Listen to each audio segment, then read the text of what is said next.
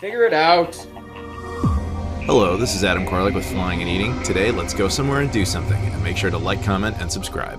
Hey everyone, it's Adam here. Last time on Flying and Eating, I went down to Puerto Rico, which is a U.S. territory in the Caribbean.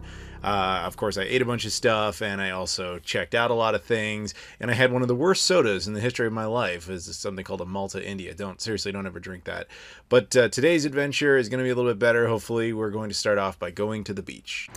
Good morning. It is day 3 here on San Juan in Puerto Rico, and today, simple day. The girlfriend is off doing things with her friends. She's gonna go have a good time. So what I'm gonna do, other than get out of the way of this car, is that I am going out to the beach, which is that direction, and I'm gonna get in the water, hang out, kind of a Guam style thing, because I really have nothing better to do. So here's a rare shot, me in shorts. You will almost never see that again, and you don't want to. We have arrived, and as you can see, very busy day. So many people, can't handle it. Actually, to tell you the truth, I came out here a little bit early. It's not that early, it's like 8 in the morning. Because, you know, it's a Friday. It's gonna get nuts later, but right now, not too many people. So I can go ahead and enjoy the beach basically by myself, get in the water, maybe for an hour, also before it gets like way too hot out. And it's clearly going to rain later, so I kinda wanna get in some swim time before that happens. But there you go. This is a very nice beach. I also like this little section that I'm in. Like I said, it's a little isolated, but that actually makes it better. That's like the more touristy side. Not that this isn't all touristy, but clearly like the resorts, there's people. You go just a little further down, there's not too many people. Okay, I'm gonna risk my phone for you guys. There you go. Feet in the water. Well, the water's actually kind of cold. It's gonna take me a minute to acclimate to that, but it's all right. Nice view, splishy splash water on the feet.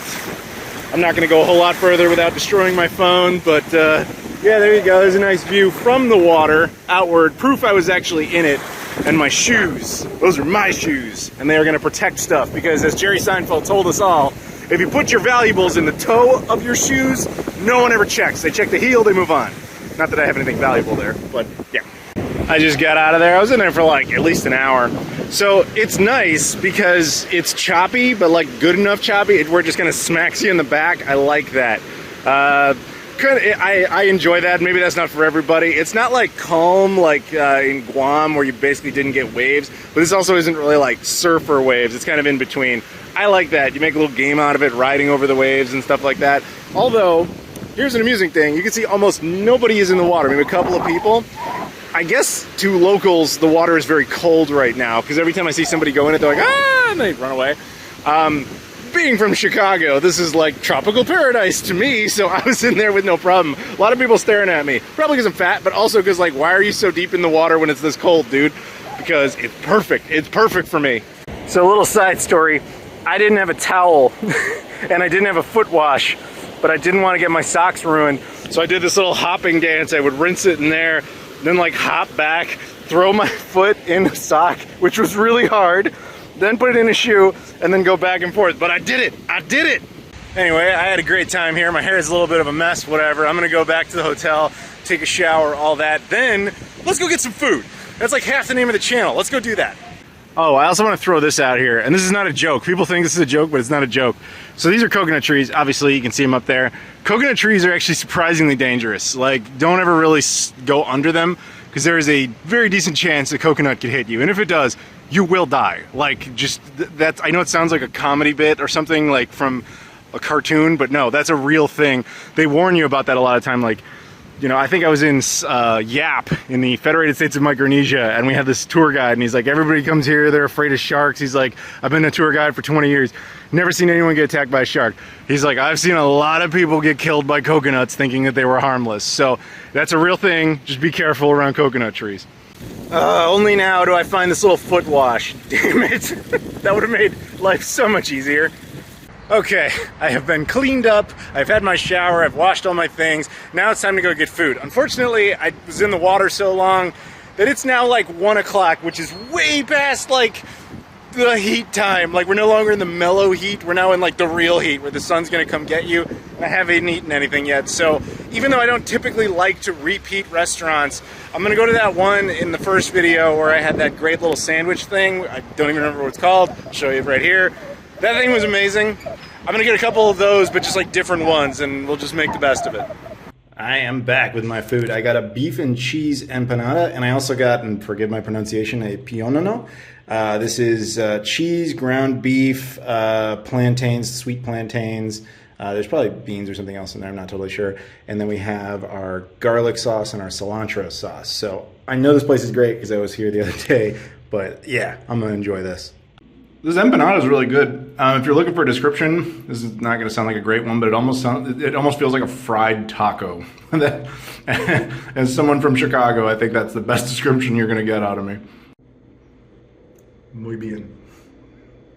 So I thought I'd talk a little bit more about why I'm even here. I mean, I alluded to this earlier with my girlfriend.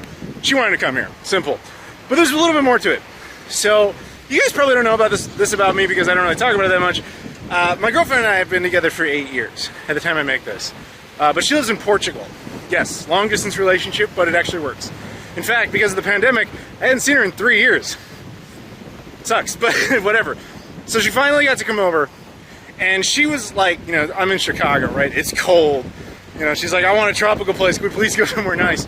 And then she really wanted to go to Puerto Rico specifically. And I thought, that's kind of cool. I've never actually been to Puerto Rico. I've been to 3 of the hardest territories. Well, U.S. Virgin Islands isn't that hard to get to, but I've never been to Puerto Rico. Let's go. So that was pretty much all there was to it. But then I thought about it more, and I got a little story for you. So when I was a kid, my mom, I've mentioned before, my late mother was very into like forcing us to travel. And she would take us to places a lot when her company would send her somewhere. She had the foresight to be like, I'm getting you guys, like, you know, frequent flyer accounts, and she taught me about airline loyalty and all this sort of stuff, which basically become like investment accounts. Think about this. I was accruing miles since I was like 2 days old. And as long as you kind of kept renewing stuff here and there were little tricks to make sure your miles didn't expire, which incidentally, at least with United Airlines now, they don't expire ever. So I got this massive pool of stuff I'm pulling from where she would go to things for work. I know I talked a little bit about this in the Hawaii video. And then we would get the miles for going with, and we'd go have fun. So that was very cool. Her company was paying for that all the time. Now, as an adult and as a YouTuber, not just for this channel, but my main channel, I've been sent to a lot of things where I'm accruing miles for this, that, and the other all the time. And that allowed me the benefit of occasionally when I want to go somewhere on my own volition, like this place, I get to do that for very little money. But where I'm going with all this is, when I was a kid, we had determined very early on that we had been to the vast majority of the states without even realizing it. We were starting to keep track of it, and then determined that by the time I was 13, we could actually have reached all 50. So we did. When I turned 13, my mom took us to Alaska. That was the only one she had never been to, and we ended up going to all of them. And I thought I was done with America, because sad fact about the American educational system, they do not teach you about the territories, ever. It was never mentioned to me in my entire life up to that point. The first time I ever even heard about this place, other than this guy's car, doesn't make sense, but the first time I ever even heard about Puerto Rico is I had a friend growing up who was from here. And he said, oh, he's Puerto Rican. I mean, my grasp of geography outside of the US was not as good, so I didn't never think about it until at one time we're casually chatting and I'm talking about, oh yeah man, I've been to every state. I've been to every part of America. Because at the time I'd also been to Washington, D.C., which is not a state. And he's like, well, you haven't been to Puerto Rico? I'm like, no, I said in the States. He's like, it is part of the States. It's a territory. And I was like, what the hell does that mean? Of course, it opens up a whole new door. Anyway, so I remember pitching to my mom, like, we haven't really been to all of America. We never went to Puerto Rico. We haven't been to any of these territories. And she was like, okay, we could do that at some point. But by the time I was aware of this, I was like 15. You're at that weird high school age where you don't want to take trips with your parents anymore. And your life changes. You have too much work at school, then you have like real work, and you have college, and you have a job, and then all that sort of stuff. And like, she eventually retired, and she started seeing other parts of the world. She went to, my mom was better than me at this type of thing. She went to Vietnam 4 times for charity work. She went to Fiji 3 times for charity work.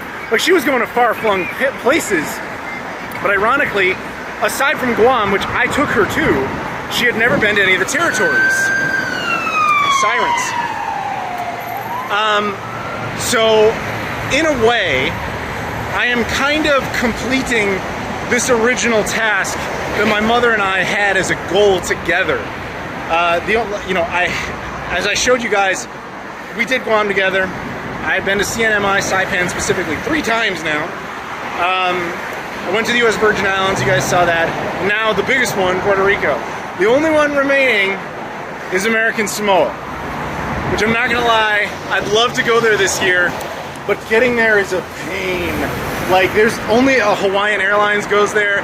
They go there very seasonally and like every other week, and I don't know if that one's gonna happen, but maybe. But I just wanted to share that story with you guys. Like, I'm kind of doing this for my mom, and I'm also doing this for myself, because I didn't mention it on this channel. After I got back from Guam, which if you saw that series, that whole trip was for my mother. I did that for her because it was one of her last requests. Although she didn't know she was going to die, she thought she would be joining me. So I did that for her. And when I came back, only a week after that trip, my late mother's house had a sudden explosion and it burned. There was a massive fire. Structurally, the house is okay, but inside, it's gone, like it's ashes. And I've been dealing with that, and dealing with the mental frustration of that, the economic frustration. Thankfully, my mom had picked out a good insurance plan, which they're honoring, but it's just a lot. And to tell you the truth, I really needed this. I needed to do something I felt was connected to her, even though she'd never been here, but it was a goal on our list, and it just felt important, and it feels right to do this. So it was checking off a lot of boxes for me, and I'm happy to have been here so far, and it's been great. I so far have had a really good time down here, and I will continue to. Some time has passed. We need something to do. I'm taking you guys to a Puerto Rican grocery store. I don't know what will be in there, but based on the little bit of stores I've been into, a lot of unique stuff, which is American and yet still almost feels international. So we're gonna actually make some use of the damn rental car, because I could totally walk, but I have this thing, it's down the street, but I want to get some mileage out of this, literally. So here we are at the supermarket, 24/7, Pueblo, the village, Pueblo Food Center, with a little Empire State Building in there, which is kind of funny. Every place wants to be other places. It's hilarious. Shout out to my buddy John Riggs. I don't think I've ever seen this particular cereal before. I probably should have said this before. Part of the reason I'm doing this is that grocery stores in the United States and even across the world are very regional. Like, yes, a lot of this stuff is the same stuff that you see everywhere, but then there's always going to be like these handful of things you're just like, huh, I didn't know they had that flavor of that somewhere else. It can be very unique, but you also get the stuff that's completely local. There's a slogan I bet they kind of regret. How is this still? Bosco's. Man, you don't see that very often. Wow. That's interesting. I've never seen it like this. It kind of reminds me of when you go to Canada and it's like everything's in English, but it's also in French. Here everything's in English, but also in Spanish. That's cool. So there's a chance you've seen this brand before, Bimbo. I think this actually originates from Puerto Rico because it's really prevalent down here. And on the back, it actually does mention, you know, production in Puerto Rico. Though that doesn't necessarily mean that's where they're based. It could just be that this particular, you know, batch was made here. So this is what I was having with the food earlier, was the cilantro lime sauce and the roasted garlic sauce. They're both very good, and I'm not going to say these don't exist on the mainland. I mean, these are produced in New Jersey, but I don't recall ever seeing them. I'll have to keep a more vigilant eye now that I've had them. They're very good, especially that one. Okay, so this is kind of interesting. You've got the Oreo section, right? Then you have these things called cameos. Now, at first I thought, oh, okay, just knock off Oreo brand. But check this out. They're both by Nabisco, which means this is like the weird cousin of Oreos that I've never seen anywhere outside of here. Pretty cool. Does anyone else think that that's kind of a weird thing, a bunch of things to group together? Healthy snacks and all the booze? Maybe I've never seen this before. Maybe I missed it, or maybe it's special. But pomegranate flavored 7-Up. It does say it's a limited edition, but I don't think I've ever seen that. So earlier, if you saw me drink this thing, I described it as rye bread flavored soda. Then eventually it was like, oh, it's beer flavored soda. They've taken it to the nth degree. Now you have beer flavored soda coffee and vanilla beer flavored soda coffee. What are you doing? Puerto Rico, what are you doing? You even have the malt beverage flavor. This is like the fancy version of that. You guys, what are you doing? Okay, ginger Sprite I have actually seen before, but it does make me question why the human race needs to continue to exist. Then there's a limonade version of Sprite. Alright, is that not already what it was? So my girlfriend is unfortunately lactose intolerant, so finding some of this stuff like this is actually really awesome, because she had been talking about wanting whipped cream, but you can't really have the normal stuff.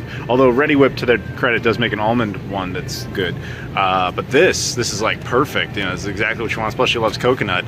Too bad we don't have anything to put it in specifically. Anyone care to explain what Sprite Daddy Mix is? From Daddy Yankee. Thanks, Puerto Rico. Lemon lime tropical flavored soda. What? Oh, this is coming with me. Shout out to Dave. Look at that. You guys saw Dave in some of my videos, the Atlanta videos, the Orlando videos. He was all about mofongo. Look at this. They broke it down to the point where it's just a chip. Okay, this could be purely coincidental, but the only other place I've ever seen this, because it's, you know, deep dish, I'm from Chicago, whatever, the only time I've ever seen this anywhere else was in Guam. Coincidence? Maybe, probably, but wow. Here's some locally baked stuff. I'm gonna get one of these. It's like raisin bread looking thing, baked in Puerto Rico, support local. I'm also getting one of these, little local soda. Could be garbage, I have no idea, but obviously it's just a pineapple soda. So this is kind of interesting. They obviously have Coca-Cola. These are the glass bottle ones, but they're not Mexicoke because these are actually produced in Puerto Rico, which is interesting because they also use real sugar, which means this is the only version of a glass bottle Coca-Cola actually produced in the United States to be real sugar, at least to my knowledge. That's kind of neat. These are Bounty bars. That's really weird. These are like, I've only ever seen these in Canada. I don't think I've ever seen these for sale in any part of the U.S. other than like import stores. That's kind of cool. Driving down here, not quite the same as USVI or Guam. This feels more like driving on the mainland, and I hate driving. So at least that feels very American in that sense. And here we have the spoils. We have lemonade Sprite. We have the Pina Buena, the Sprite Daddy Mix. And I had to get a 6-pack of that pomegranate 7-Up stuff. I really just would have liked one, but they don't have that. And I also got a local thing called the OK Cola Champagne. Please don't suck. It's probably gonna suck. But anyway, so I think for this video anyway, we're gonna go with that first because it's, you know, cold. I'm also gonna have one of these, which is just kind of a raisin bread looking thing. I don't know why, it just kind of called to me. Maybe it was just that. Okay, this is nothing special. It's basically like a kind of a dry raisin bread that tastes vaguely of black licorice, which I hate. This is fine. Like, I can eat this. I would never do it again. This, on the other hand, is actually really, really good. It's Sprite with more of a lemon intensity, which makes sense because that's the whole point. But I also really like lemon, so yeah, this is a huge win. All right, I cracked one of these open. This is the pomegranate flavored soda 7-Up limited winter edition, which it is very much not winter, but they still have this in stock. But I've never seen this before, and I've never tried it, so here we go.